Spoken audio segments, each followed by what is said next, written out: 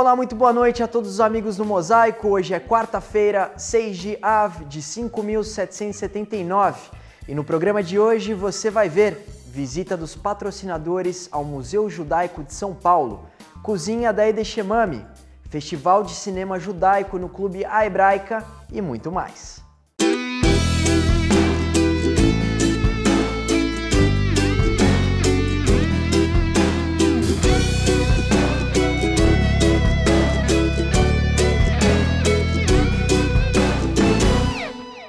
Sejam todos muito bem-vindos ao Mosaico na TV e no oferecimento do nosso parceiro o Hospital Albert Einstein. Nós vamos aos clássicos comentários da semana com ele. Fala, Rony Gotthilf!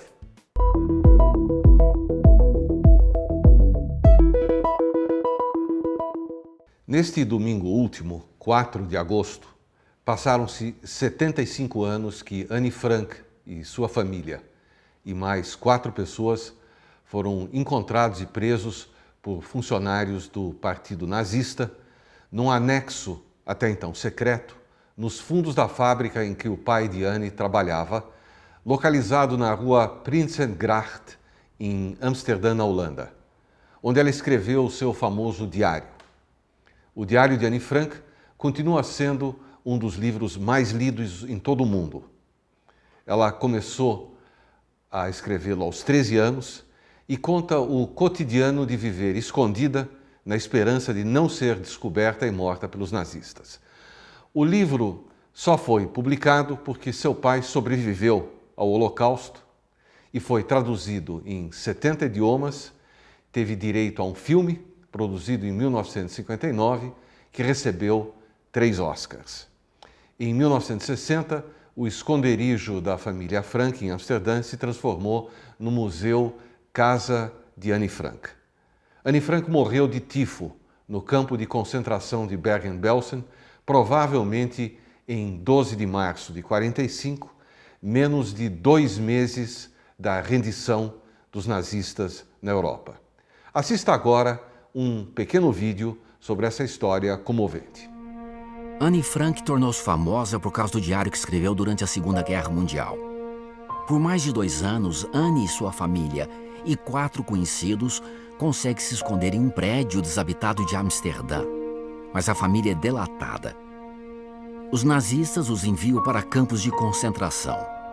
Anne morre no campo de concentração de Bergen-Belsen, pelo único motivo de ser judia. Anne só viveu até os 15 anos. Anne tem quase 4 anos quando Adolf Hitler chega ao poder na Alemanha em 1933. Os indivíduos que apoiam o partido político de Hitler são chamados nazistas. Eles culpam os judeus pelos sérios problemas econômicos que atingem seu país. A Alemanha nazista ameaça a segurança dos judeus e também dos deficientes, homossexuais, ciganos Roma e Sinti e pessoas de pele morena. Por essa razão, a família Frank se muda da Alemanha para os Países Baixos em 1933. Eles esperam encontrar mais segurança nos Países Baixos. Ana gosta muito de sua vida em Amsterdã. Lá ela vai à escola e faz muitos amigos. Porém, em 1940, a Alemanha invade os Países Baixos. Em 5 dias, o país é tomado e ocupado. Agora, tudo o que acontece na Alemanha pode acontecer também nos Países Baixos. A vida se torna mais difícil, particularmente para os judeus. O invasor passa a promulgar leis que promovem, inclusive, a exclusão dos judeus da Holanda. Nossa liberdade sofreu severas restrições, com muitos decretos contra os judeus. Os judeus eram obrigados a usar uma estrela amarela. Suas bicicletas eram confiscadas, não tinham permissão para entrar em bondes ou andarem de carro. Havia mais e mais proibições. Mas a vida continuava. As leis de discriminação não eram as únicas medidas opressivas contra os judeus. Os nazistas os perseguiam na Alemanha e nos países da Europa que ocupavam. Colocavam os judeus em trens e os enviavam a campos de concentração. Foi por isso que a família Frank e outros 4 conhecidos deles se esconderam no prédio da Opekta, a empresa de Otto Frank. Foram ajudados por leais funcionários de Otto. Lá ficaram por mais de 2 anos. Durante aqueles longos dias, Ana ocupa o seu tempo com leituras e escrevendo em seu diário. Escreve sobre a família, amizade, amor e sobre o futuro. Ela tem medo, mas não perde a esperança. Sei o que quero. Tenho um objetivo, tenho opiniões, uma religião e amor. Se ao menos eu pudesse ser eu mesma, ficaria satisfeita. Vou fazer com que minha voz seja ouvida. Vou para o mundo e trabalharei em prol da humanidade. No dia 4 de agosto de 1944, policiais invadem o esconderijo. Os escondidos haviam sido denunciados. Eles são presos e transportados para campos de concentração. O diário de Annie fica para trás. Só se sabe o que aconteceu com ela depois da prisão pelo relato de testemunhas. Annie morre de exaustão e de doença no campo de concentração de Bergen-Belsen. Durante a Segunda Guerra Mundial, os nazistas e seus cúmplices causaram a morte de 6 milhões de homens, mulheres e crianças judias. Otto Frank, pai de Anne, é o único dos 8 escondidos a sobreviver aos campos de concentração. Ele não mede esforços para realizar o sonho de Anne de se tornar escritora e publica o diário dela. O livro é chamado de O Anexo Secreto. Otto Frank espera chamar a atenção dos leitores para os perigos advindos da discriminação, do racismo e do antissemitismo. Hoje, o diário já foi traduzido para cerca de 70 idiomas e é lido em todo o mundo. Anne escreveu em seu diário: A não ser que você escreva, não saberá como é maravilhoso. Eu sempre reclamava de não conseguir desenhar, mas agora me sinto felicíssima por saber escrever. E, se não tiver talento para escrever livro ou artigos de jornal, sempre posso escrever para mim mesma.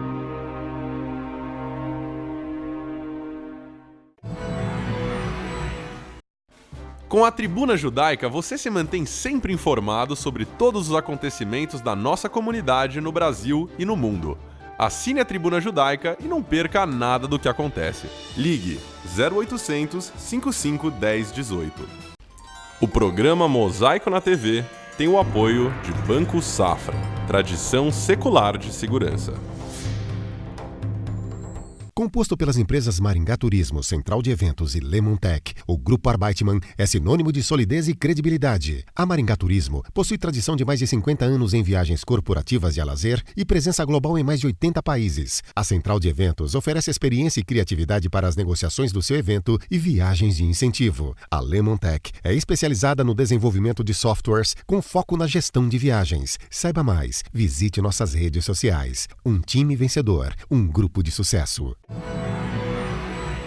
O Museu Judaico de São Paulo finalizou suas obras e recebeu seus patrocinadores e doadores no último domingo. O Mosaico, é claro, acompanhou essa visita mais do que especial. Dá só uma olhada como foi. Hoje nós estamos aqui no Museu Judaico, em São Paulo, para acompanhar a visita dos patrocinadores e diretores da Congregação Beitel que vieram aqui para conferir o resultado das obras do museu. Vamos conferir. O projeto do museu se iniciou no ano 2000, através de um grupo de entusiastas da ideia de ter um museu que revelasse toda a história dos judeus no Brasil ao longo dos 500 anos de Brasil. A atual diretoria tomou posse em 2004, passou por várias fases, primeiro de conseguir tombar o prédio, segundo de conseguir da prefeitura o terreno adicional onde foi construída essa ala nova, finalmente conseguiu os fundos para a construção e hoje nós estamos terminando a construção e recebendo o prédio pronto. Nós começamos agora a fase de instalação da exposição definitiva do museu. Dá muito gosto da gente ver, da gente poder, como comunidade, oferecer isso para a cidade de São Paulo, para o Brasil, para que conheçam melhor a nossa história, para que a gente possa contar que a gente está aqui desde o descobrimento dos bandeirantes, de tantos elementos que tem de conexão entre a comunidade judaica e a sociedade brasileira de uma maneira que esteticamente é tão comovente, é tão bonita. A comunidade judaica tem um importante papel aqui no Brasil, no estado de São Paulo e principalmente na cidade de São Paulo. O nosso governo, o governo alemão, ajudou no restauro daquela sinagoga. Essa obra dá a possibilidade para os visitantes, os futuros visitantes, de conhecer sobre a cultura judaica, que é importante porque tem muitas raízes aqui, tem os portugueses, mas italianos, os judeus, alemães, todo mundo contribuiu para o desenvolvimento dessa cidade. Eu acho que vale a pena destacar que os patrocinadores vieram de diversas linhas, empresas e posições. Não? Então é importante que agora, nesta fase final, que é preciso ainda levantar recursos para fechar o funcionamento do museu, que todos se mobilizem para a realização desse grande fim. A gente deve inaugurar o museu no ano que vem. Nós estamos começando agora em agosto a instalação da exposição definitiva e um pouco antes da abertura da grande exposição temporária que vai ser feita também.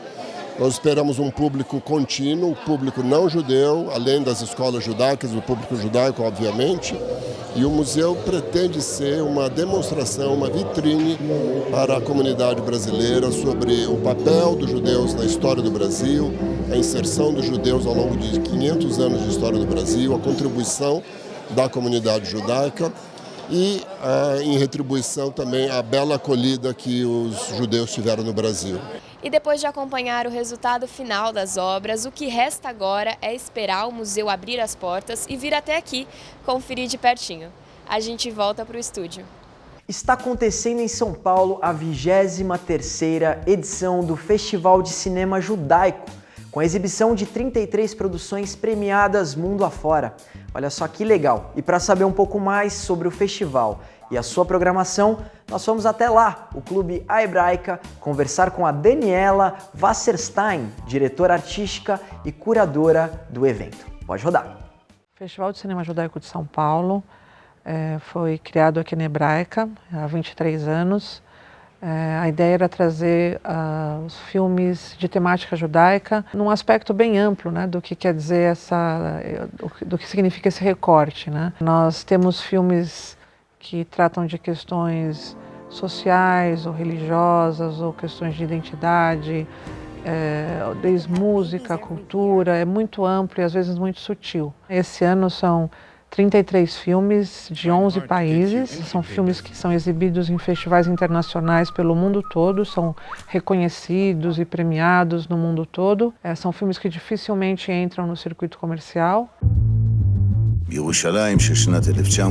Esse ano, né, um grande diferencial é porque o número de debates está bem maior. Essa questão do intercâmbio cultural é muito grande, né? Então a gente quer mostrar que os assuntos, as questões são universais, mesmo se tratando de um festival de temática judaica. A gente está com uma safra excelente, né? Até difícil, mas que é quem vai escrever nossa história, dirigido pela Roberta Grossman. Um documentário muito bonito sobre arquivos que foram feitos durante a Segunda Guerra dentro do gueto de Varsóvia. Quando os judeus foram confinados, né, fechados dentro do gueto, um grupo de intelectuais, eram mais ou menos uns 30 intelectuais, se juntaram para registrar isso, né? Eles não sabiam o que ia acontecer, mas eles começaram a guardar relatos, cartas, fotos, uma documentação incrível, né?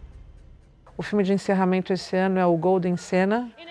Basicamente é um monólogo de uma atriz fantástica contando sobre vários momentos da vida da Golda Meir, que foi primeira-ministra de Israel. Você tem um outro filme que é o 93 Queen, que também fala sobre direitos das mulheres, batalhando por conquistas, assim, mesmo dentro do mundo religioso, onde a figura masculina é muito forte, né? Um outro filme que ficamos bem contentes de estar passando é o Cidade Sem Judeus. É um filme de 1924, que foi restaurado pelo Film Archive da Áustria. E ele tem uma história muito interessante, porque ele estava dado como perdido, tinha desaparecido mesmo. Em 1991, encontraram um trecho desse filme numa cinemateca em Amsterdã. E depois, em 2015, encontraram todo o restante da película num mercado de pulgas em Paris. Eles juntaram os dois fragmentos, aí, todos os pedacinhos do filme que eles tinham, e eles restauraram e criaram uma cópia nova. E a grande questão é que a história do filme é uma cidade, é quase uma sátira política, assim, onde os judeus foram expulsos. E então é quase uma premonição, né, em cima disso. E a gente tem uma preocupação grande de trazer o público mais jovem para o Festival de Cinema Judaico. Nós temos esse ano comédias como Tel Aviv on Fire, que trata desse relacionamento entre árabes e israelenses de uma forma muito bem humorada, muito divertida. Tem o próprio filme O Não Ortodoxo, que é um filme sobre o sistema político em Israel, mas também super bem humorado. É uma crítica ao sistema político de partidos políticos do mundo todo. Esse ano a gente trouxe um programa de curtas. E são curtas feitos por cineastas jovens e um programa dirigido para um público jovem.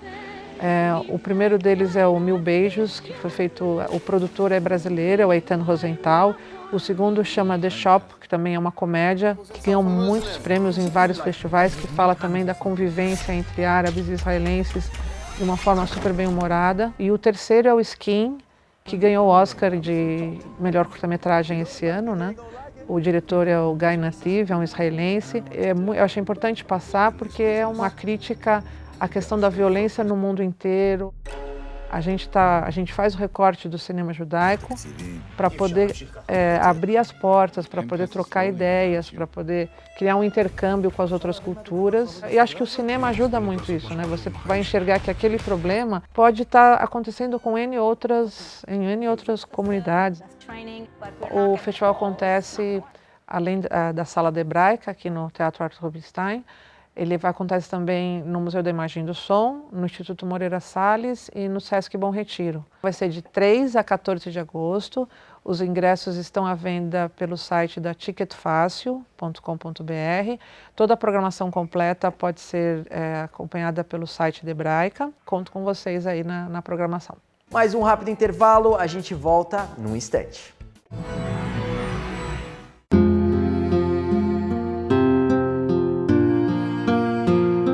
O judaísmo tem regras e costumes para se despedir de um ente querido. E para cumpri-los, contamos com profissionais e voluntários.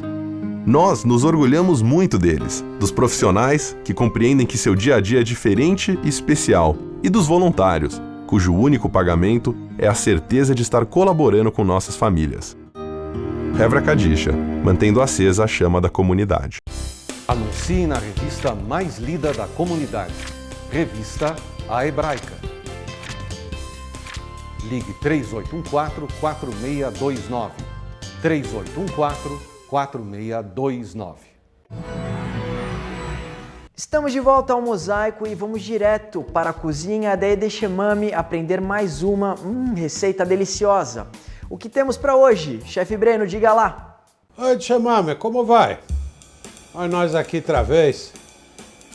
Hoje com uma receitinha dos nossos vizinhos lá no norte de Israel, uma receita libanesa.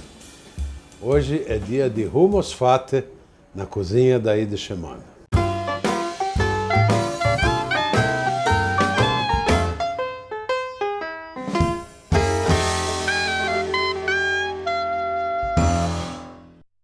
Para preparar o hummus fateh, você vai precisar de 2 dentes de alho, 1 lata de grão de bico, 2 colheres de sopa de azeite, 2 xícaras de iogurte ou coalhada, 2 colheres de sopa de tahine, 2 colheres de chá de suco de limão, 6 colheres de chá de manteiga, meia xícara de castanha de caju, pão pita cortado em 4, sumac e sal a gosto. Hummus fateh, Edeshemami, é um hummus mais leve, mais light. Ele é feito a partir ou de iogurte ou de coalhada. Ele é muito fácil de fazer e muito gostoso de comer. Vamos começar então pelo acabamento. Eu tenho aqui grão de bico que foi cozido e eu guardei ele na água que ele foi cozido. Vou colocar numa panelinha o azeite, um pouquinho de sal. E se você gostar, um pouquinho de pimenta do reino. Você dá uma mexidinha na panela.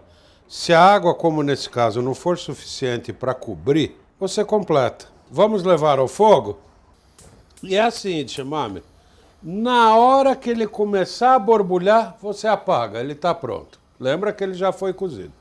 Enquanto isso, nós vamos aqui colocar Eu aqui tenho coalhada, que eu faço em casa. O alho. O tahine. Não é o molho tahine, aqui é o tahine puro. O suco de limão. Salzinho. E vamos mexer. Vamos mexer, vamos mexer, vamos mexer. Aquilo que a gente chamaria de hummus, tá aqui. Não vamos esquecer que o hummus em árabe é grão de bico. A gente está associando o nome do ingrediente à técnica de fazer o prato. Pronto, tá aqui. Vamos pôr isso de lado. E vamos à última etapa. Eu tenho uma frigideirinha. Eu vou colocar a manteiga nela e vou derretê-la suavemente. Quando essa manteiga parar de ferver, eu vou jogar a castanha aqui. E chamar, eu já ensinei você. Você põe manteiga para usar na cozinha, você tem que esperar ela terminar de borbulhar. Isso aqui é a água que está saindo da manteiga. Quando ela terminar de borbulhar, ela está no pontinho. Por outro lado, o nosso grão de bico já começou a ferver, já começou a borbulhar, ó.